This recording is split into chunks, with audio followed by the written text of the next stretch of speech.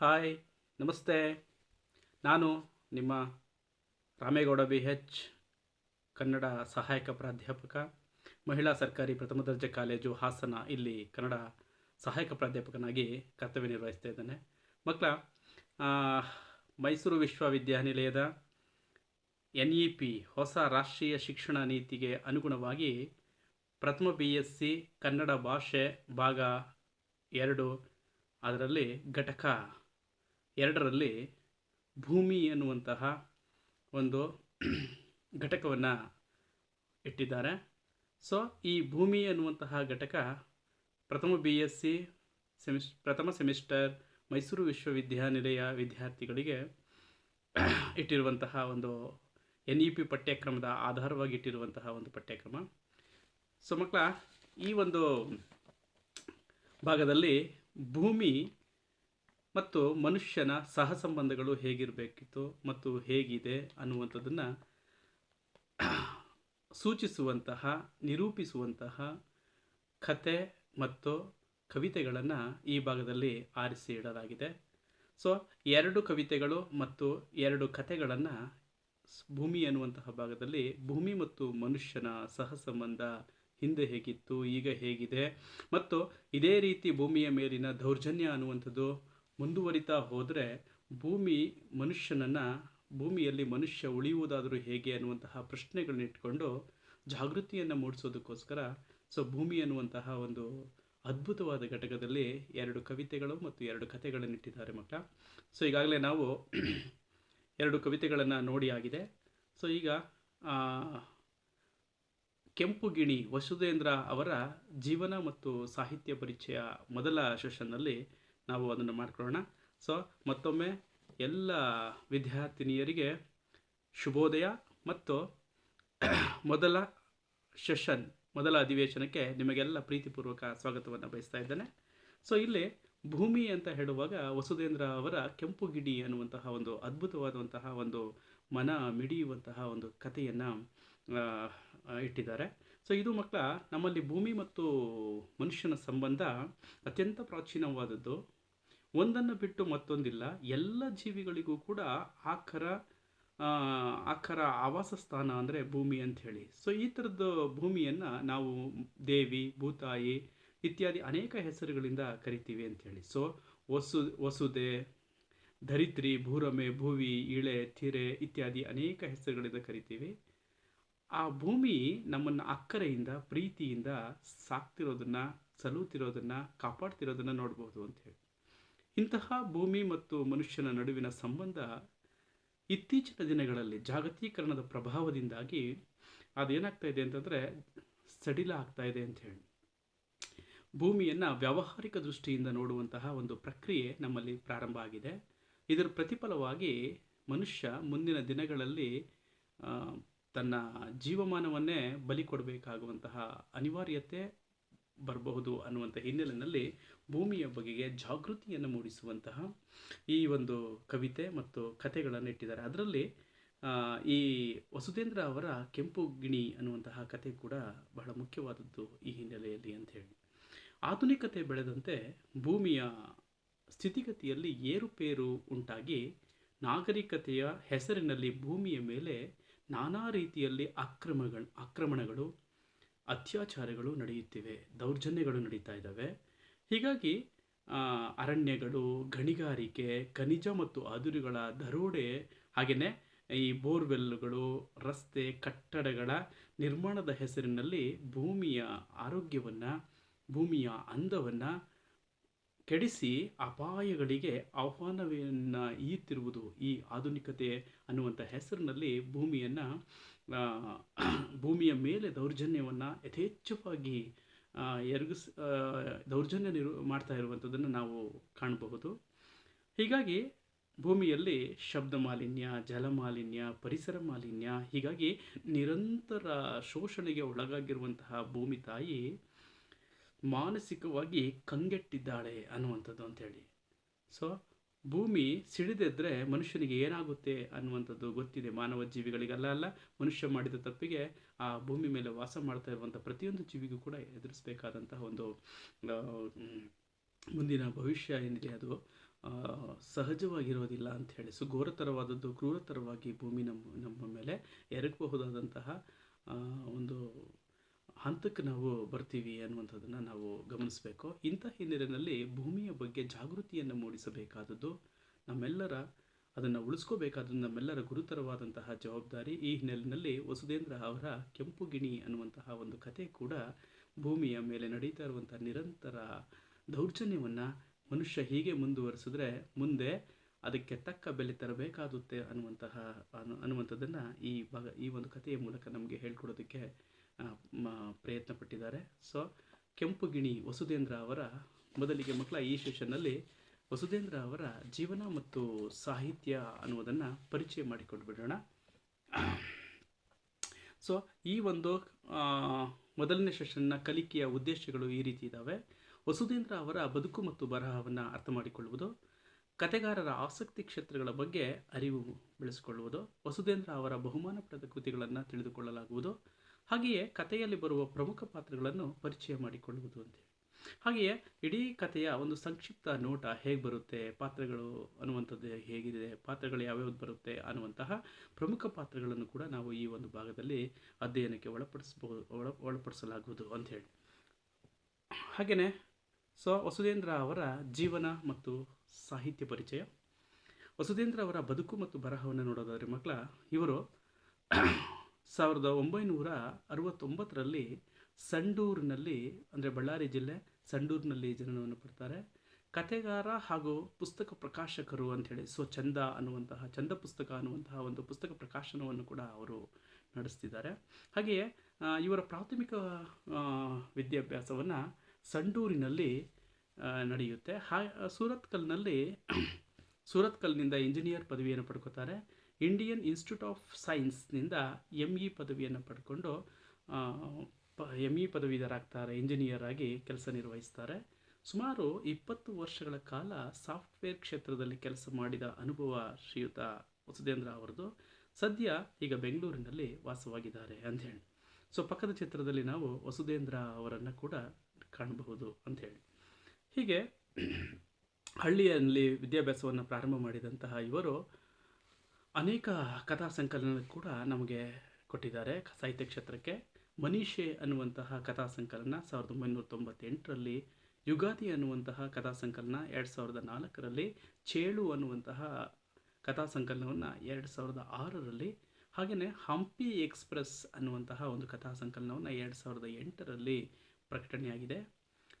ಈ ಹಂಪಿ ಎಕ್ಸ್ಪ್ರೆಸ್ ಅನ್ನುವಂತಹ ಕಥಾ ಸಂಕಲನದಿಂದ ಪ್ರಸ್ತುತ ಈ ಕೆಂಪು ಗಿಣಿ ಅನ್ನುವಂತಹ ಒಂದು ಕಥೆಯನ್ನು ಕೂಡ ಆಯ್ಕೆ ಮಾಡಿಕೊಳ್ಳಲಾಗಿದೆ.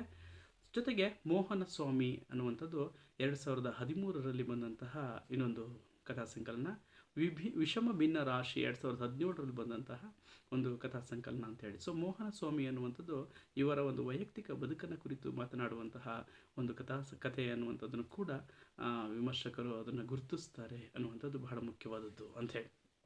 ಹಾಗೆಯೇ ವಸುಧೇಂದ್ರ ಅವರ ಬದುಕು ಮತ್ತು ಬರಹಗಳನ್ನು ನೋಡುವಾಗ ಲಲಿತ ಪ್ರಬಂಧಗಳನ್ನು ಕೂಡ ಇವರು ರಚನೆ ಮಾಡಿರೋದನ್ನು ನೋಡ್ಬೋದು. ಕೋತಿಗಳು ಅನ್ನುವಂತಹ 2004ರಲ್ಲಿ ಬಂದಂತಹ ಪ್ರಕಟಣೆಯಾದಂತಹ ಒಂದು ಲಲಿತ ಪ್ರಬಂಧ ಸಂಕಲನ. ನಮ್ಮಮ್ಮ ಅಂದರೆ ನಂಗಿಷ್ಟ ಅನ್ನುವಂಥದ್ದು 2006ರಲ್ಲಿ ಬಂದಂತಹ ಒಂದು ಲಲಿತ ಪ್ರಬಂಧ. ರಕ್ಷಕ ಅನಾಥ ಅನ್ನುವಂಥದ್ದು 2010ರಲ್ಲಿ ಬಂದಂತಹ ಒಂದು ಲಲಿತ ಪ್ರಬಂಧ. ಹಾಗೆಯೇ ವರ್ಣಮಯ ಅನ್ನುವಂಥದ್ದು ಕೂಡ 2012ರಲ್ಲಿ ಬಂದಂತಹ ಒಂದು ಲಲಿತ ಪ್ರಬಂಧ.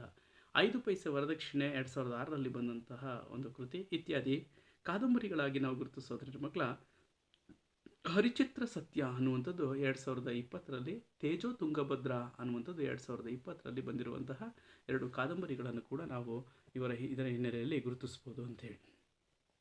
ಇನ್ನು ಅನುವಾದ ಸಾಹಿತ್ಯದಲ್ಲೂ ಕೂಡ ಶ್ರೀಯುತರು ಹೆಸರು ಮಾಡಿರುವಂಥವರು. ಮಿಥುನ ಅನ್ನುವಂತಹ 2004ರಲ್ಲಿ ಶ್ರೀರಮಣರ ತೆಲುಗು ಕಥೆಗಳ ಅನುವಾದವನ್ನು ಈ ಮಿಥುನ ಅನ್ನುವಂಥ ಹೆಸರಿನಲ್ಲಿ ಅನುವಾದವನ್ನು ಮಾಡಿದ್ದಾರೆ. ಜಾನ್ ಕ್ರಾಕರ್ರ ಇಂಟು ಥಿನ್ ಏರ್ ಕೃತಿಯನ್ನು ಎವರೆಸ್ಟ್ ಅನ್ನುವಂತಹ ಹೆಸರಿನಲ್ಲಿ 2015ರಲ್ಲಿ ಅನುವಾದ ಮಾಡಿದ್ದಾರೆ. ಇ ಕಾಮರ್ಸ್ ಅದೃಶ್ಯ ಕಾವ್ಯ ಅನ್ನುವಂಥದ್ದು ಬ್ರೈಲ್ ಲಿಪಿಯಲ್ಲಿರುವಂತಹ ಇಲ್ಲಿನ ಒಂದು ಪುಸ್ತಕ. ನಮ್ಮಮ್ಮ ಅಂದರೆ ನಂಗಿಷ್ಟ ಅನ್ನುವಂತಹ ಚಿತ್ರಕ್ಕೆ ಚಿತ್ರಕಥೆ ಸಂಭಾಷಣೆಯನ್ನು ಕೂಡ ಬರಿತಾ ಇದ್ದಾರೆ ಅನ್ನುವಂತಹ ಅಂಶ ಅವರ ಒಂದು ಬಹುಮುಖ ಪ್ರತಿಭೆಗೆ ಹಿಡಿದ ಕನ್ನಡಿಯಾಗಿ ನಮಗೆ ಕಾಣಿಸ್ತಾ ಬರುತ್ತೆ ಮಕ್ಕಳ. ಹೀಗೆ ಸಾಹಿತ್ಯ ಕ್ಷೇತ್ರ, ಅನುವಾದ ಕ್ಷೇತ್ರ ಮತ್ತು ಲಲಿತ ಪ್ರಬಂಧಗಳಲ್ಲಿ ಹೆಸರು ಮಾಡಿ ಮತ್ತು ಸಾಫ್ಟ್ವೇರ್ ಇಂಜಿನಿಯರ್ ಆಗಿ ಕೂಡ ಕೆಲಸ ಮಾಡ್ತಿರುವಂತಹ ವಸುಧೇಂದ್ರ ಅವರಿಗೆ ಅನೇಕ ಗೌರವ ಪ್ರಶಸ್ತಿಗಳು ಕೂಡ ಬಂದಿರೋದನ್ನು ನಾವು ನೋಡ್ಬೋದು. ಕನ್ನಡ ಸಾಹಿತ್ಯ ಅಕಾಡೆಮಿಯ ಸಾಹಿತ್ಯ ಶ್ರೀ ಪ್ರಶಸ್ತಿ ಬಂದಿದೆ, ಗಳಗನಾಥ ಪ್ರಶಸ್ತಿ ಬಂದಿದೆ, ಹಾಗೆಯೇ ದಾರಾ ಬೇಂದ್ರೆಯವರ ಕಥಾ ಪ್ರಶಸ್ತಿ ಕೂಡ ಶ್ರೀಯುತರಿಗೆ ಸಿಕ್ಕಿದೆ, ಮಾಸ್ತಿಯವರ ಕಥಾ ಪುರಸ್ಕಾರ ಕೂಡ ಶ್ರೀಯುತರಿಗೆ ಬಂದಿದೆ, ಡಾಕ್ಟರ್ ಯು ಆರ್ ಅನಂತಮೂರ್ತಿ ಅವರ ಅನಂತಮೂರ್ತಿ ಪ್ರಶಸ್ತಿ ಕೂಡ ಬಂದಿದೆ, ಹಾಗೆಯೇ ಬೆಸರಳ್ಳಿ ರಾಮಣ್ಣ ಪ್ರಶಸ್ತಿ ಮತ್ತು ಸೇಡಂನ ಅಮ್ಮ ಪ್ರಶಸ್ತಿ, ಕಥಾರಂಗಂ ಪ್ರಶಸ್ತಿ, ವರ್ಧಮಾನ ಉದಯೋನ್ಮುಖ ಪ್ರಶಸ್ತಿ ಇತ್ಯಾದಿ ಅನೇಕ ಪ್ರಶಸ್ತಿ ಗೌರವಗಳು ಶ್ರೀಯುತರಿಗೆ ದೊರಕಿವೆ. ಹೀಗಾಗಿ ಅನೇಕ ಪ್ರಶಸ್ತಿ ಮತ್ತು ಗೌರವಗಳಿಂದ ಶ್ರೀಯುತರು ಪಾತ್ರರಾಗಿದ್ದಾರೆ ಅನ್ನುವಂಥದ್ದು ಅವರ ಸಾಹಿತ್ಯಕ್ಕೆ ಸಮಾಜ ಕೊಟ್ಟಂತಹ ಕೊಡುಗೆ ಈ ಪ್ರಶಸ್ತಿಗಳಾಗಿವೆ ಅನ್ನೋದನ್ನು ನಾವು ಗಮನಿಸಬೇಕು ಅಂತ ಹೇಳಿ. ಇನ್ನು ವಸುಧೇಂದ್ರ ಅವರಿಗೆ ವಿಶೇಷವಾದಂತಹ ಆಸಕ್ತಿ ಕ್ಷೇತ್ರಗಳನ್ನು ಕೂಡ ನಾವು ಗಮನ ಸೆಳೀತೇವೆ. ಚಾರಣದಲ್ಲಿ ಆಸಕ್ತಿ ಇರುವ ಇವರು ಪಶ್ಚಿಮ ಘಟ್ಟದ ಕಾಡಿನಲ್ಲಿ ಅನೇಕ ಬೆಟ್ಟಗಳನ್ನು ಹತ್ತಿ ಚಾರಣವನ್ನು ಮಾಡಿದ್ದಾರೆ. ಮತ್ತು ವಿಶೇಷವಾಗಿ ತಾಂಜೇನಿಯಾ ದೇಶದಲ್ಲಿರುವ ಕಿಲಿಮಾಂಜರೋ ಅನ್ನುವಂತಹ ಪರ್ವತವನ್ನು ಕೂಡ ಹತ್ತಿದ್ದಾರೆ. ಜೊತೆಗೆ ಬಿಡುವಿನ ಸಮಯದಲ್ಲಿ ಇವರಿಗೆ ಹಿಂದೂಸ್ತಾನಿ ಸಂಗೀತ ಮತ್ತು ಕರ್ನಾಟಕ ಸಂಗೀತವನ್ನು ಕೇಳುವಂಥದ್ದು ಇವರ ಆಸಕ್ತಿ ಕ್ಷೇತ್ರಗಳು ಅಂತ ಹೇಳಿ ವಸುಧೇಂದ್ರ ಅವರನ್ನು ನಾವು ಗುರುತಿಸ್ಬೋದು ಅಂಥೇಳಿ. ಕೆಂಪು ಗಿಣಿ ಅನ್ನುವಂಥದ್ದು ಹೆಸರಿಗೆ ಸೂಚಿಸುವ ಹಾಗೆಯೇ ಇದೊಂದು ಪ್ರತಿಮಾತ್ಮಕವಾಗಿ ಬೆಳೆದು ಬಂದಂತಹ ಒಂದು ಕತೆ. ಸೊ ಹಸಿರು ಗಿಡಗಳನ್ನು ನಾವು ನೋಡ್ತೀವಿ, ಆದರೆ ಕೆಂಪು ಗಿಣಿ, ಹಸಿರು ಗಿಣಿ ಇರ್ತವೆ, ಕೆಂಪು ಕೊಕ್ಕು ಇರ್ತವೆ. ಆದರೆ ವಸುಧೇಂದ್ರ ಅವರ ಈ ಒಂದು ವಿಶೇಷವಾದ ಕತೆ ಕೆಂಪು ಗಿಣಿ ಅನ್ನುವಂತಹ ಒಂದು ಹೆಸರನ್ನು ಶೀರ್ಷಿಕೆಯಿಂದನೇ ನಮ್ಮನ್ನು ಸೆಳೆಯುವುದಕ್ಕೆ ಪ್ರಾರಂಭ ಮಾಡುತ್ತೆ. ಕತೆಗಾರರು ಅಥವಾ ಕಥೆಯಲ್ಲಿ ಬರುವಂತಹ ಒಂದು ಪ್ರಮುಖ ಪಾತ್ರಗಳನ್ನು ಒಂದು ಪಕ್ಷಿ ನೋಟ ನೋಡೋದಾದರೆ ಅದನ್ನು ಪರಿಚಯ ಮಾಡ್ಕೊಂಡ್ಬಿಡೋಣ ಮಕ್ಕಳ. ಕಥೆಯ ಪ್ರವೇಶ ಮಾಡೋದಕ್ಕಿಂತ ಮುಂಚೆ ಕಥೆಯಲ್ಲಿ ಅಥವಾ ಕೆಂಪು ಗಿಣಿ ಕಥೆಯಲ್ಲಿ ಬರುವಂತಹ ಪ್ರಮುಖ ಪಾತ್ರಗಳು ಯಾವಿದಾವೆ ಅನ್ನುವಂಥದ್ದನ್ನು ಒಂದು ಸಣ್ಣ ಪರಿಚಯವನ್ನು ಮಾಡಿಕೊಂಡು ಬಿಡೋಣ. ಕಥೆಗಾರರು ಅಥವಾ ನಿರೂಪಕರು ಅಂಥೇಳಿ. ಸೊ ಇವರು ಮುಗ್ಧತೆಯ ನೆನಪಿನ ಬುತ್ತಿಯಿಂದ ಆರಂಭವಾಗುವಂತಹ ಒಂದು ಕತೆ ಬೆಳೆದಂತೆಲ್ಲ ಸುಡು ವಾತ್ಸವದ ಸಂಗತಿಗಳನ್ನು ಹೇಳುತ್ತಲೇ ಮನುಷ್ಯ ಭೂಮಿಯೊಂದಿಗೆ ಸಹಬಾಳ್ವೆಯಿಂದ ಬದುಕ್ತಿಲ್ಲ ಅಂತಂದರೆ ತಮ್ಮ ಅವಸಾನವನ್ನು ಹೊಂದಬೇಕಾಗುತ್ತೆ ಎನ್ನುವಂತಹ ಸುಡು ವಾತ್ಸವ ಸಂಗತಿಗಳನ್ನು ಜಾಗೃತಿಗಳನ್ನು ಎಚ್ಚರಿಕೆಯನ್ನು ಮೂಡಿಸುತ್ತಾ ಸಾಗುತ್ತದೆ. ಹಳ್ಳಿಯನ್ನು ಬಿಟ್ಟು ಬೆಂಗಳೂರಿನಲ್ಲಿ ಸಾಫ್ಟ್ವೇರ್ ಕಂಪನಿಯಲ್ಲಿ ಕೆಲಸ ಮಾಡಿಕೊಂಡಿರುವಂತಹ ವಸುಧೇಂದ್ರ ಅವರು 20 ವರ್ಷಗಳಾದ ಮೇಲೆ ಶಾಲಾ ವಾರ್ಷಿಕೋತ್ಸವಕ್ಕೆ ಅವರ ಪ್ರೀತಿಯ ನೆಚ್ಚಿನ ಮೇಸ್ಟರು ಬಂಡ್ರಿ ಮೇಸ್ಟ್ರು ಅಂತ ಇರ್ತಾರೆ, ಅವರ ಕೋರಿಕೆಯ ಮೇರೆಗೆ ಅವರು ಓದಿದಂತಹ ಶಾಲೆಗೆ ಮುಖ್ಯ ಅತಿಥಿಯಾಗಿ ಆಗಮಿಸ್ತಾರೆ. ಅವರ ಪ್ರೀತಿಯ ಕರೆಗೆ ಹೋಗೊಟ್ಟು 20 ವರ್ಷಗಳಾದ ಮೇಲೆ ತಮ್ಮ ಊರಾದಂತಹ ಸಂಡೂರಿಗೆ ವಾಪಸ್ ಹಿಂದಿರುಗ್ತಾರೆ. ಅಲ್ಲಿ ಆ 20 ವರ್ಷಗಳ ಅಂತರದಲ್ಲಿ ಸಂಡೂರಿನಲ್ಲಿ ಆದಂತಹ ಬದಲಾವಣೆಗಳಿದೆಯಲ್ಲ, ಆ ಹಳ್ಳಿಯ ಮೇಲೆ ಬಿದ್ದಂತಹ ಜಾಗತೀಕರಣದ ಕರಿನೆರಳಿದೆಯಲ್ಲ, ಆ ಜಾಗತೀಕರಣದ ಪ್ರಭಾವಕ್ಕೆ ಒಳಗಾಗಿರುವಂತಹ ಕಬಂದ ಬಾಹುವಿಗೆ ಸಿಕ್ಕಿ ನಲುಗ್ತಾ ಇರುವಂತಹ ಸಂಡೂರಿನ ಚಿತ್ರಣವನ್ನು ಈ ಒಂದು ಭಾಗದಲ್ಲಿ ಅವರು ತುಂಬ ಮನ ಮಿಡಿಯುವ ಹಾಗೆ ಚಿತ್ರಿಸಿರೋದನ್ನು ನಾವು ನೋಡ್ತೀವಿ. ಹಾಗಾಗಿ ಆ ಸಂಡೂರಿಗೆ ಬಂದಂತಹ ಅಂದರೆ ಆ ಬಂಡ್ರಿ ಮಾಸ್ಟರ್ ಆಹ್ವಾನದ ಮೇರೆಗೆ ಶಾಲಾ ವಾರ್ಷಿಕೋತ್ಸವಕ್ಕೆ ಆಗಮಿಸಿದಂತಹ ವಸುಧೇಂದ್ರ ಅವರ ಕಣ್ಣುಗಳಲ್ಲಿ ಅಡೀ ಹಳ್ಳಿಯ ಚಿತ್ರಣ, ಬಾಲ್ಯದಲ್ಲಿ ನೋಡಿದ ಹಳ್ಳಿಗೂ ಈಗ ಇರುವಂತಹ ಹಳ್ಳಿಗೂ ತುಂಬ ಅಜಗಜಾಂತರ ವ್ಯತ್ಯಾಸ ಆಗಿರೋದನ್ನು ನಾವು ನೋಡ್ತಾ ಬರ್ತೀವಿ. ಹೀಗಾಗಿ ಬದಲಾದ ಹಳ್ಳಿಯ ಭಯಾನಕ ಚಿತ್ರಣವನ್ನು ನೋಡಿ ದಿಗ್ಭ್ರಮೆ ಆಗುತ್ತೆ ಅಂತೇಳಿ.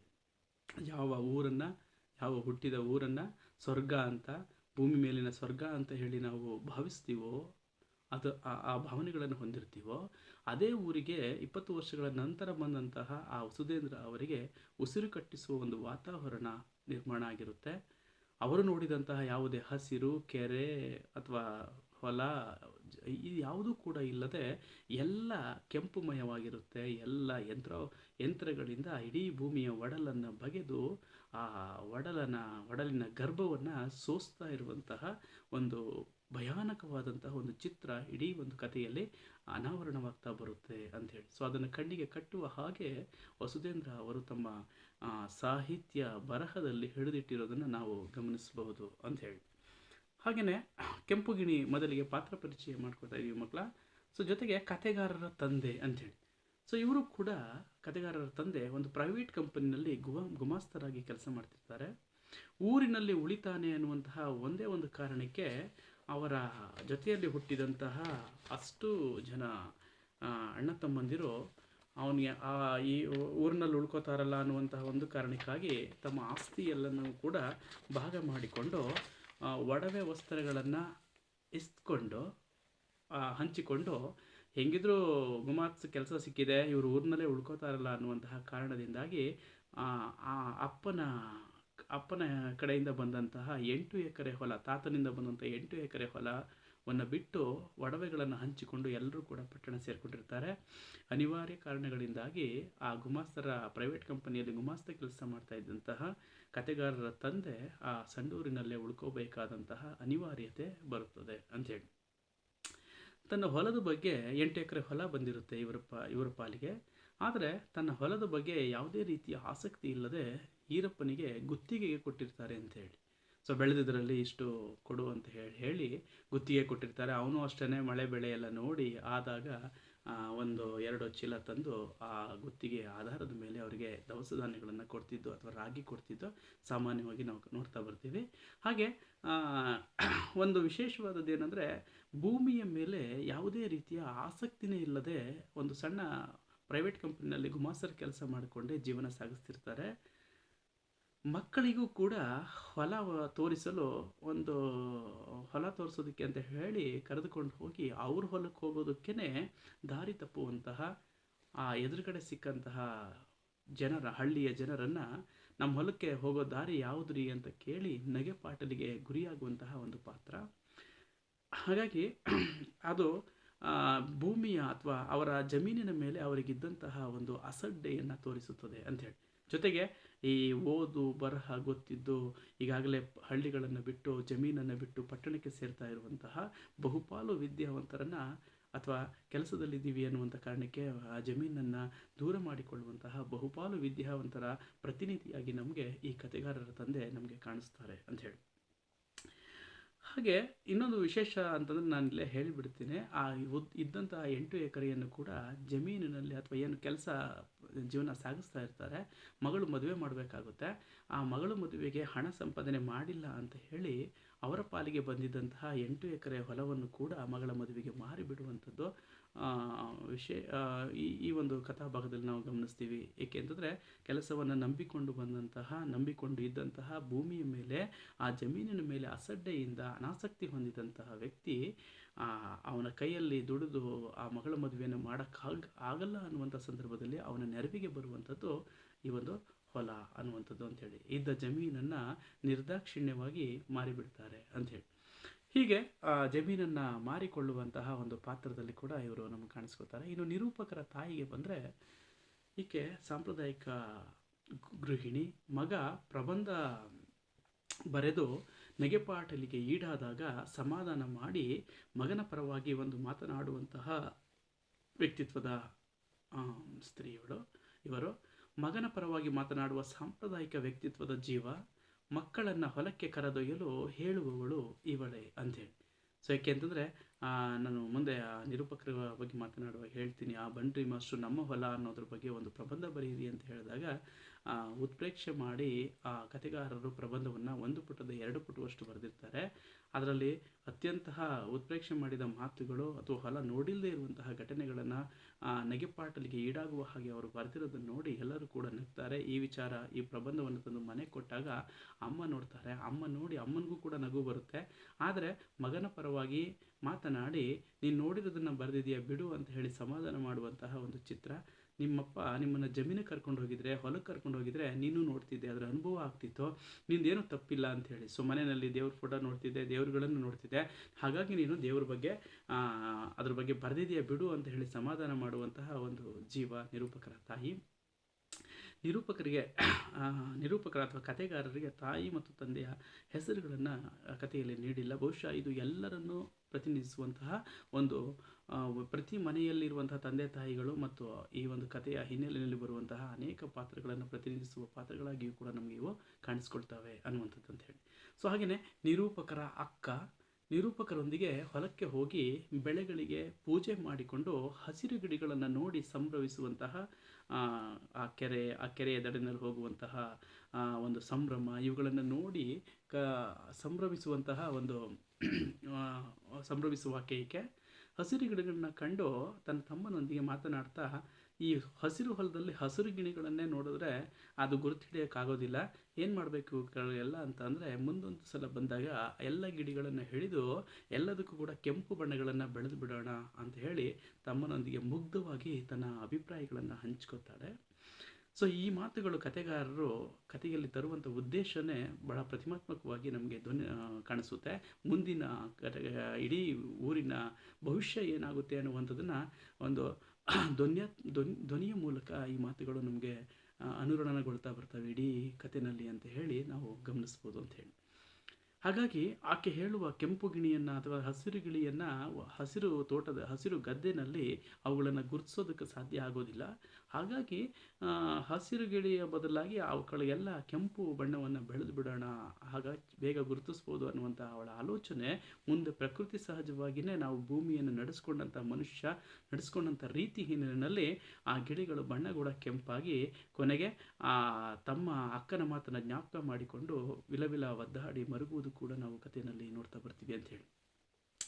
ವಿಶೇಷ ಇನ್ನೊಂದೇನು ಅಂತಂದರೆ ಈಕೆಯ ಮದುವೆಗಾಗಿಯೇ ಇದ್ದ 8 ಎಕರೆ ಹೊಲವನ್ನು ಕೂಡ ಅವರಪ್ಪ ಮಾರಿ ಮಗಳ ಮದುವೆಯನ್ನು ಕೂಡ ಮಾಡಿರ್ತಾರೆ.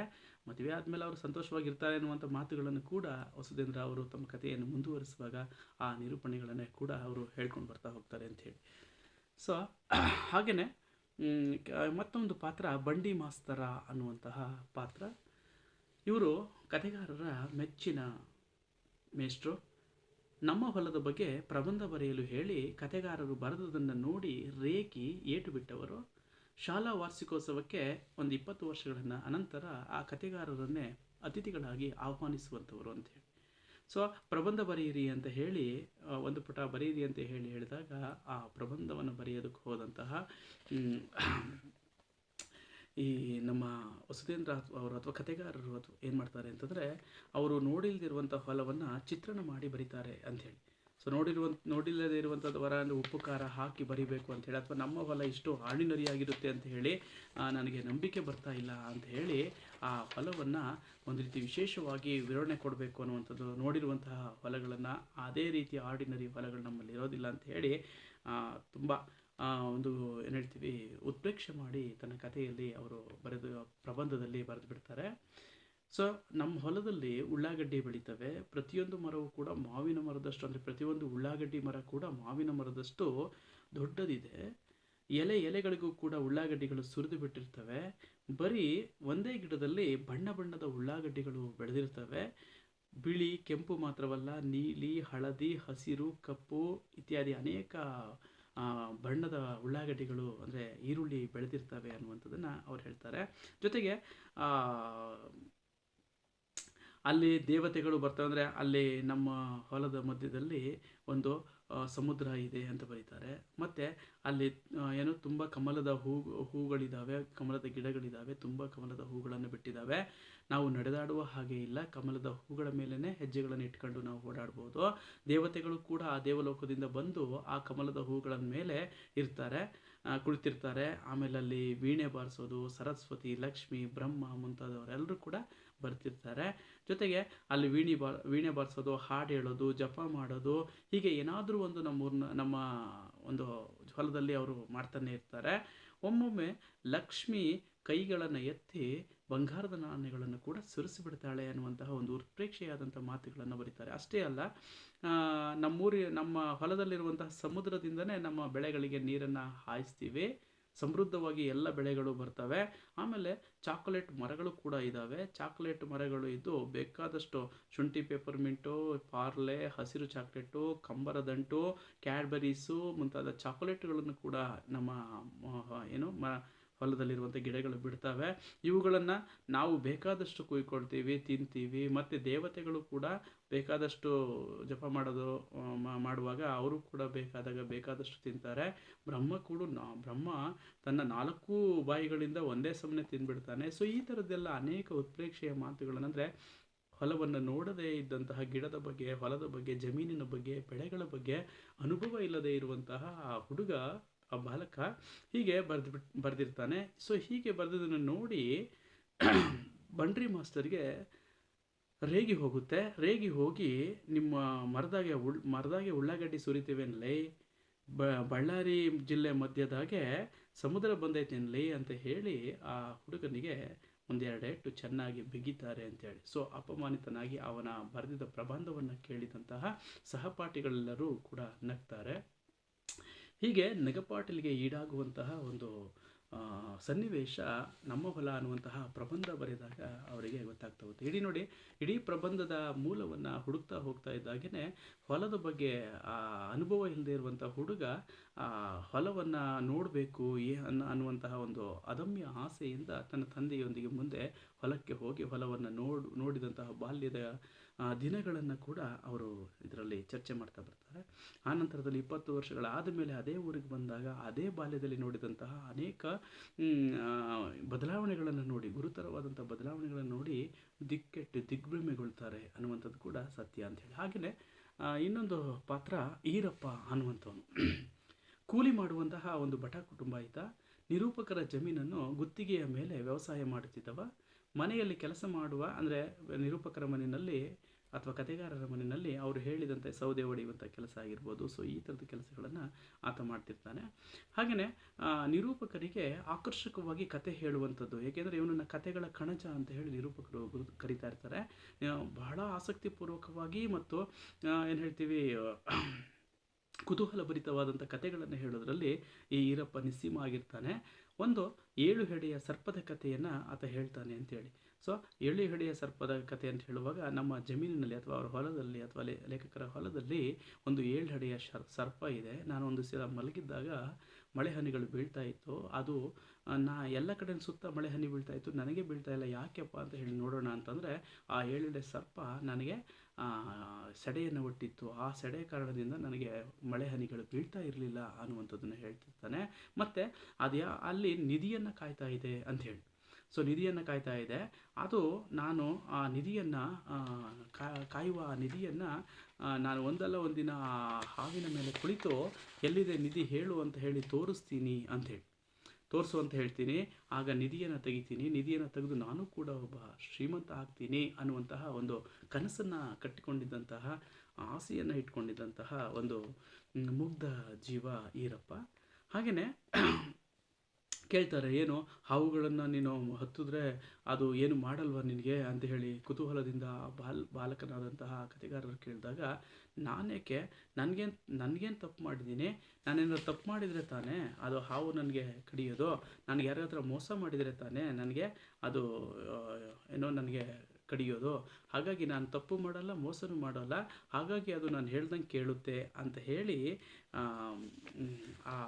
ತನ್ನ ಪ್ರಾಮಾಣಿಕತೆಯನ್ನು ಸಾರುವ ಹಾಗೆ ಅಥವಾ ವ್ಯಕ್ತಪಡಿಸುವ ಹಾಗೆ ಒಂದು ಆತ್ಮವಿಶ್ವಾಸದ ಮಾತುಗಳನ್ನು ಈ ಈರಪ್ಪ ಮಾತಾಡ್ತಾ ಬರ್ತಾನೆ. ಹಾಗಾಗಿ ಅದು ಹೇಗಿರುತ್ತೆ ಅಂತ ಹೇಳುವಾಗ, ನನಗೆ ಯಾಕೆ ಗಡಿ ಭಯ ಆದದ್ದು, ಆ ಹಾವು ಯಾವತ್ತಾದರೂ ಯಾರಿಗಾದರೂ ನಾನು ಮೋಸ ಮಾಡಿದ್ನಾ, ಸೊ ಏನಾದರೂ ಯಾರಿಗನ್ನಾದರೂ ಸುಳ್ಳು ಹೇಳಿನ, ಏನಿಲ್ಲ ಅಲ್ವಾ, ಹಾಗಾಗಿ ನಾನು ಯಾರ್ದಾದ್ರು ಮನೆ ಮುರಿದಿದ್ನ, ಏನೂ ಇಲ್ಲ, ಹಾಗಾಗಿ ಹಾವು ನನ್ನನ್ನು ಏನೂ ಮಾಡಲ್ಲ ಅನ್ನುವಂತಹ ಒಂದು ಆತ್ಮವಿಶ್ವಾಸದ ನುಡಿಯನ್ನು ಹೇಳ್ತಾ ಆ ಕಥೆಯನ್ನು ಆತ ಮುಂದುವರಿಸ್ತಾ ಬರ್ತಾನೆ. ಇನ್ನು ಈತನಿಗೆ ನರಸಕ್ಕ ಅಥವಾ ನರಸಿ ಅನ್ನುವಂತಹ ಅವನ ಹೆಂಡತಿ ಇರ್ತಾಳೆ. ಅವನ ಮಗ ಕುಮಾರಸ್ವಾಮಿ ಅನ್ನುವಂಥವನು ಲೇಖಕರ ಅಥವಾ ಕಥೆಗಾರರ ಸಹಪಾಠಿಯಾಗಿಯೇ ಅದೇ ಸಂಡೂರಿನಲ್ಲಿದ್ದಾಗ ಓದ್ತಾ ಇರ್ತಾನೆ. ಜಮೀನು ಮಾರುವಾಗ ಕೂಡ ಏನೂ ಮಾತನಾಡದೆ, ನೋಡಪ್ಪ ನನ್ನ ಮಗಳು ಮದುವೆಗೆ ನನ್ನ ಮಗಳು ಮಾಡೋಕ್ಕೆ ದುಡ್ಡಿಲ್ಲ, ಹಾಗಾಗಿ ನಾನು ಜಮೀನು ಮಾರ್ತಾ ಇದ್ದೀನಿ ಅಂತ ಹೇಳಿ ಆ ಕಥೆಗಾರರ ಅಪ್ಪ ಬಂದು ಇವರನ್ನು ಕೂಡ, ಅಂದರೆ ಜಮೀನು ಮಾಡ್ತಾ ಇರೋರನ್ನ ಕೂಡ ಸಹಿ ಮಾಡಿಸ್ಕೋಬೇಕಾಗುತ್ತೆ ಅಂತ ಕೇಳಿದಾಗ ಈರಪ್ಪ ಒಂದೂ ಮಾತನಾಡದೆ ಸಹಿ ಮಾಡಿಕೊಳ್ಳುವಂತಹ ಒಂದು ಪ್ರಾಮಾಣಿಕ ವ್ಯಕ್ತಿತ್ವ ಅಂತ ಹೇಳಿ ಗುರುತಿಸ್ತೀವಿ. ಹಾಗೆಯೇ ಅವನ ಮಗ ಕುಮಾರಸ್ವಾಮಿ ಕೂಡ ಲೇಖಕರ ಜೊತೆ ಸಹಪಾಠಿ ಕೂಡ ಹೌದು. ತುಂಬ ಕಡು ಬಡತನದ ಮನೆ. ಅವರು ಕೊಟ್ಟಂತಹ ಊಟ ಮಾಡುವಂಥದ್ದು, ಲೇಖಕರು ಹಾಕಿ ಹಳೆಯದಾದಂತಹ ಬಟ್ಟೆಗಳನ್ನು ಕೊಟ್ಟಾಗ ಆ ಕುಮಾರಸ್ವಾಮಿ ಹಾಕಿಕೊಂಡು ಅದನ್ನೇ ಸ್ಕೂಲಿಗೆ ಹೋಗುವಂತಹ ದೃಶ್ಯಗಳು, ಇದು ಅವರ ಮನೆಯ ಪರಿಸ್ಥಿತಿಯನ್ನು ಬಡತನದ ಪರಿಸ್ಥಿತಿಯನ್ನು ಕಟ್ಟಿಕೊಡ್ತಾ ಹೋಗುತ್ತೆ ಅಂತ ಹೇಳಿ. ಹೀಗೆ ನರಸಕ್ಕ, ನಾನು ಈಗಾಗಲೇ ಹೇಳಿದಾಗೆ, ಈರಪ್ಪನ ಹೆಂಡತಿ, ಕುಮಾರಸ್ವಾಮಿಯ ತಾಯಿ, ನಿರೂಪಕರ ಮನೆಯಲ್ಲಿ ಸಣ್ಣ ಪುಟ್ಟ ಕೆಲಸ ಮಾಡುವ, ಹೊಲದಲ್ಲಿ ತನ್ನ ಕುಟುಂಬದರೊಂದಿಗೆ ಕೆಲಸದಲ್ಲಿ ಸಹಕರಿಸುವವರು, ಹಾಗೆಯೇ ಆ ನಿರೂಪಕರ ಮನೆಯಲ್ಲಿ ಪಾತ್ರೆ ತೊಳ್ಕೊಡುವಂಥದ್ದು, ಬೇರೆ ಕೆಲಸಗಳನ್ನು ಅಚ್ಚುಕಟ್ಟು ಮಾಡುವಂಥದ್ದು, ಮನೆ ಸಾರಿಸುವಂಥದ್ದು, ಜೊತೆಗೆ ಈ ಹೊಲದಲ್ಲಿ ಹೋಗಿ ಹಕ್ಕರಿಕೆ ಸೊಪ್ಪು ಅಥವಾ ಸಾರಿಗೆ ಸೊಪ್ಪನ್ನು ತಂದು ಕೊಡುವಂಥದ್ದು ಇತ್ಯಾದಿ ಅನೇಕ ಕೆಲಸದಲ್ಲಿ ಸಹಾಯಗಳನ್ನು ಆಕೆ ಮಾಡ್ತಿರ್ತಾರೆ ಅವರ ಮನೆಗೆ ಅಂಥೇಳಿ. ಹೀಗೆ ಕುಮಾರಸ್ವಾಮಿ ಈಗಾಗಲೇ ನಮಗೆ ಗೊತ್ತಿರೋ ಹಾಗೆಯೇ ಈರಪ್ಪನ ಮಗ, ನಿರೂಪಕರ ಸಹಪಾಠಿ, ಬಹಳ ಒರಟ ಮತ್ತು ತುಂಟ. ಜಮೀನು ಮಾರುವಾಗ ಸಹಿ ಹಾಕಲು ನಿರಾಕರಿಸ್ತಾನೆ. ಯಾಕೆ ಅಂತಂದರೆ ಸ್ವಲ್ಪ ವಿದ್ಯಾವಂತ ಇದ್ದಿದ್ದರಿಂದ ಇವತ್ತು ಕೊಡುವಂಥ ಹಣ ನಾಳೆ ಬರುವಂಥ ಜಮೀನಿಗೆ ಸಮ ಆಗಲ್ಲ ಅನ್ನುವಂಥ ಒಂದು ಸೂಕ್ಷ್ಮ ಪ್ರಜ್ಞೆ ಆ ಕುಮಾರಸ್ವಾಮಿಗೆ ಇರುತ್ತೆ. ಹಾಗಾಗಿ ಬುದ್ಧಿಯವರ ನಮಗೆ ಕೊಡಂಗಿದ್ರೆ ದುಡ್ಡು ಬೇಡ್ರಿ, ಜಮೀನೇ ಕೊಡ್ರಿ ಸ್ವಲ್ಪ ಅಂತ ಹೇಳಿ ಕೇಳ್ಕೊತಾನೆ ಅಂಥೇಳಿ. ಈಗಾಗಲೇ ಜಮೀನನ್ನು ಮಾರಾಟ ಮಾಡಿದ್ರಿಂದ ಅವರಪ್ಪ ಬೈತಾನೆ, ನಮ್ಮ ಜಮೀನಲ್ಲ ಅವ್ರ ಜಮೀನು ಅಂತ ಹೇಳಿ ಅಪ್ಪನ ಸಿಟ್ಟಿಗೆ ಬಲಿಯಾಗ್ತಾನೆ. ಅಪ್ಪ ಒಂದೆರಡು ಏಟುಗಳನ್ನು ಕೂಡ ಆ ಕುಮಾರಸ್ವಾಮಿಗೆ ಹೊಡಿತಾನೆ. ಇದನ್ನು ನಾನು ಹೇಳೋದು ನಿಮ್ಗೆ ಅರ್ಥ ಆಗಲ್ಲ ಅನ್ನುವಂಥ ಸಿಟ್ಟಿನಲ್ಲಿ ಏನಾದರೂ ಮಾಡ್ಕೊಳ್ಳಿ ಅಂತ ಹೇಳಿ ಅವರ ಅಪ್ಪ ಹೇಳಿದ ಕಡೆ ಎಲ್ಲ ಸಹಿ ಹಾಕಿ ಕೋಪ ಮಾಡಿಕೊಂಡು ಹೋಗುವಂಥವನು. ಅಪ್ಪನ ಸಿಟ್ಟಿಗೆ ಬಲಿಯಾಗಿ ಅನಂತರ ಸಹಿ ಮಾಡ್ತಾನೆ. ಮುಂದೆ ಬುಲ್ಡೋಜರ್ ಡ್ರೈವರ್ ಆಗಿ, ಇಟಾಚಿಯನ್ನು ಬುಲ್ಡೋಜರ್ ಓಡಿಸುವಂತಹ ಡ್ರೈವರ್ ಆಗಿ ಆ ಜಮೀನುಗಳನ್ನು ಮಾರಿಕೊಂಡಾದ್ಮೇಲೆ ನೋಡಿ, ಹಿಂದೆ ಇವರಿಬ್ಬರು ಕೂಡ ಜಮೀನು ಕೆಲಸದಲ್ಲಿ ಸಹಕರಿಸ್ತಾ ಇದ್ದವರು, ಜಮೀನಿನ ಪ್ರೀತಿಯಿಂದ ಆ ಜಮೀನಿನಲ್ಲಿ ಬೆಳೆ ಬೆಳೀತಿದ್ದಂಥವರು, ಅಷ್ಟು ಒಡನಾಟ ಇದ್ದಂಥವರು ಆ ಜಮೀನನ್ನು ಕಳ್ಕೊಂಡ್ಮೇಲೆ ನಿರ್ಗತಿಕರಾಗ್ತಾರೆ. ನಿರ್ಗತಿಕರಾಗಿ ಅದೇ ಜಮೀನಿನಲ್ಲಿ ಅದಿರನ್ನು ಅಗೆಯುವಂತಹ ಕೆಲಸವನ್ನು, ಬುಲ್ಡೋಜರ್ ಓಡಿಸುವ ಕೆಲಸವನ್ನು ಆತ ನಿರ್ವಹಿಸ್ತಿರ್ತಾನೆ ಅಂತ ಹೇಳಿ. 20 ವರ್ಷದ ಅನಂತರ ಬಂದಂಥ ನಿರೂಪಕರಿಗೆ ಆ ಬುಲ್ಡೋಜರ್ ಕೂತಿರುವಂಥವನು ಆ ಕುಮಾರಸ್ವಾಮಿ ಅಂತ ಹೇಳಿ ತಿಳಿಯೋದಿಲ್ಲ. ಆಗ ಆತನೇ ಬಂದು, ನಾನು ಚಿಕ್ಕಣಿ ಕುಮಾರಸ್ವಾಮಿ, ಈರಪ್ಪನ ಮಗ ಅಂತ ಹೇಳಿ ಆತನೇ ಪರಿಚಯ ಮಾಡಿಕೊಳ್ಳುವಂಥದ್ದನ್ನು ನಾವು ಕಾಣ್ತೀವಿ ಅಂತೇಳಿ. ಭಾಳ ಇಡೀ ಕಥೆಯಲ್ಲಿ ನಾವು ಭಾಳ ಸೂಕ್ಷ್ಮವಾಗಿ ನೋಡೋದಾದರೆ ಮಕ್ಕಳ, ಕುಮಾರಸ್ವಾಮಿ ಮತ್ತು ಈರಪ್ಪ ಆ ಹೊಲದೊಂದಿಗೆ ಸಹಸಂಬಂಧವನ್ನು ಹೊಂದಿದ್ದಂಥವರು. ಅದನ್ನು ಕಳ್ಕೊಂಡಾದ ಮೇಲೆ ಆ ಈರಪ್ಪ ಕೂಡ ಕುಡಿದು ಅವ್ರು ಕೊಟ್ಟಂಥ ಒಂದು 5,000 ರೂಪಾಯಿ ದುಡ್ಡು ಕೊಟ್ಟು ಸೈನ್ ಮಾಡಿಸ್ಕೊಂಡಿರ್ತಾರೆ. ಆ ದುಡ್ಡನ್ನೆಲ್ಲ ಖಾಲಿ ಮಾಡುವವರೆಗೂ ಚೆನ್ನಾಗಿ ಕುಡಿದು ಯೋಚನೆ ಮಾಡಿ ಆ ಹೊಲವನ್ನು ಕಳ್ಕೊಂಡ್ವಲ್ಲ ಅನ್ನುವಂಥ ಇದರಲ್ಲಿ ಅವನು ಕೂಡ ಸತ್ತು ಹೋಗಿರ್ತಾನೆ ಅಂತೇಳಿ. ಅಪ್ಪ ಸತ್ತ ಮೇಲೆ ಈತ ಜಮೀನನ್ನು ಕಾಯಕ ಮಾಡ್ತಿದ್ದಂಥವು, ವ್ಯವಸಾಯದ ಕಾಯಕವನ್ನು ಮಾಡ್ತಿದ್ದಂಥವನು ಆ ಜಮೀನಿನ ಒಡಲನ್ನು ತೆಗೆಯುವಂತಹ ಕಾಯಕವನ್ನು ಮಾಡುವಂಥದ್ದು. ಎಂತಹ ದುರ್ಸ್ಥಿತಿಗೆ ಮನುಷ್ಯನ ಆಲೋಚನೆಗಳು ಇವತ್ತು ಬಂದು ನಿಲ್ತಾ ಇದೆ ಅನ್ನುವಂಥದ್ದನ್ನು ಹೇಳ್ತಾ ಬರ್ತಾರೆ. ಈ ಒಂದು ಪಾತ್ರ, ಕುಮಾರಸ್ವಾಮಿಯ ಪಾತ್ರ ಎಷ್ಟು ಬದಲಾವಣೆಯಾಗುತ್ತೆ. ಅದಮ್ಯ ಪ್ರೀತಿ ಇದ್ದಂಥ ಹೊಲವನ್ನು ಕೊಟ್ಟ ಮೇಲೆ ಆತ ಅದೇ ಹೊಲದ ಒಡಲನ್ನು ಬಗೆಯುವಂಥ ಒಂದು ಕಾಯಕವನ್ನು ಮಾಡ್ತಾ ಬರ್ತಾನೆ, ಬೇರೆಯವರ ಅಡಿಯಾಳಾಗಿ ಅನ್ನುವಂಥದ್ದನ್ನು ಕೂಡ ಈ ಕಥೆ ಅನುಸರಿಸ್ತಾ ನಿರೂಪಣೆ ಮಾಡ್ತಾ ಬರುತ್ತೆ ಅಂತ ಹೇಳಿ. ಹಾಗಾಗಿ ಇಷ್ಟು ಪ್ರಮುಖವಾಗಿ ಪಾತ್ರಗಳು ಮಕ್ಕಳ. ಇನ್ನೊಂದು ಪಾತ್ರ ಹೇಳಲೇಬೇಕು. ನಿರಾಕರಣೆ ಮಾಡಿದಂತಹ 20 ವರ್ಷಗಳಾದ ಮೇಲೆ ತಮ್ಮ ಹಳ್ಳಿಗೆ ಬಂದಂತಹ ಕಥೆಗಾರರಿದ್ದಾರಲ್ಲ, ಆ ಕಥೆಗಾರರ ಹೀಗೆ ಇಡೀ ಕಥೆಯನ್ನು ಹೇಳುವಂತಹ ಒಂದು ಪಾತ್ರಗಳಾಗಿ ನಮಗೆ ಕಾಣಿಸ್ತಾ ಬರ್ತವೆ. ಹಾಗೆಯೇ ಇನ್ನೊಂದು ಪಾತ್ರ ನಾನು ಇಲ್ಲಿ ನಿಮಗೆ ಗಮನಿಸಲೇಬೇಕಾದಂಥ ಮತ್ತೊಂದು ಪಾತ್ರ ಅಂದರೆ, 20 ವರ್ಷ ಆದ ಮೇಲೆ ತನ್ನ ಊರಿಗೆ ಬಂದಂತಹ ಆ ಕಥೆಗಾರರನ್ನು ಆಮಂತ್ರಿಸುವಂತಹ ಒಂದು ಪಾತ್ರ ಮಂಜುನಾಥ ಅಂತ ಹೇಳಿ. ಮಂಜುನಾಥನ ಮನೆಯಲ್ಲೇ ಲೇಖಕರು ಹುಡುಕೋತಾರೆ. ಜೊತೆಗೆ ಅವನು ಕೂಡ ಒಂದು ಸ್ಟೀಲ್ ಫ್ಯಾಕ್ಟ್ರಿನಲ್ಲಿ ಕೆಲಸ ಮಾಡ್ತಿರ್ತಾನೆ. ಫ್ಯಾಕ್ಟ್ರಿಯವರೇ ಅವನಿಗೆ ಎಲ್ಲ ಸವಲತ್ತುಗಳನ್ನು ಕೊಟ್ಟಿದ್ದರಿಂದ ಊರಲ್ಲೇ ಹಾಗೆಯೇ ಉಳ್ಕೊಂಡಿರ್ತಾನೆ. ಅವನು ಕೊನೆಯ ಅವರು ಲೇಖಕರನ್ನು ಊರಿಗೆ ಕರ್ಕೊಂಡು ಬಂದು ಆ ಊರಿನ ಪರಿಸ್ಥಿತಿ ಎಲ್ಲವನ್ನು ಅವಲೋಕನ ಮಾಡಿ ಅದ್ರ ಬಗ್ಗೆ ಸಣ್ಣ ಮಾಹಿತಿಗಳನ್ನು ಕೊಡುವಂಥವನು ಕೂಡ ಈ ಮಂಜುನಾಥ ಅನ್ನುವಂಥವನ್ನೇ ಆಗಿರ್ತಾರೆ. ಇಷ್ಟು ಪಾತ್ರಗಳು ನಾವು ಈ ಒಂದು ಭಾಗದಲ್ಲಿ ನಾವು ಪ್ರಮುಖವಾಗಿ ನೋಡಬಹುದು ಮಕ್ಕಳ. ಸೊ ಇಡೀ ಈ ಒಂದು ಬದುಕು ಬರಹ ಯಾರು ವಸುಧೇಂದ್ರ ಅವರ ಬದುಕು ಬರಹವನ್ನು ತಿಳಿದುಕೊಳ್ಳುವಂತಹ ಈ ಒಂದು ಸೆಷನ್ನಲ್ಲಿ, ಈ ಅಧಿವೇಶನದಲ್ಲಿ ಮಕ್ಕಳ ವಸುಧೇಂದ್ರ ಅವರ ಬದುಕು ಮತ್ತು ಬರಹವನ್ನು ತಿಳ್ಕೊಂಡ್ವಿ. ಕಥೆಗಾರರ ಆಸಕ್ತಿ ಕ್ಷೇತ್ರಗಳ ಬಗ್ಗೆ ಅರಿವು ಮೂಡಿಸಿಕೊಂಡ್ವಿ. ವಸುಧೇಂದ್ರ ಅವರ ಬಹುಮಾನ ಪಡೆದ ಕೃತಿಗಳನ್ನು ತಿಳಿದುಕೊಳ್ಳಲಾಯಿತು. ಪ್ರಮುಖ ಪಾತ್ರಗಳನ್ನು ಕೂಡ ಪರಿಚಯ ಮಾಡಿಕೊಂಡ್ವಿ.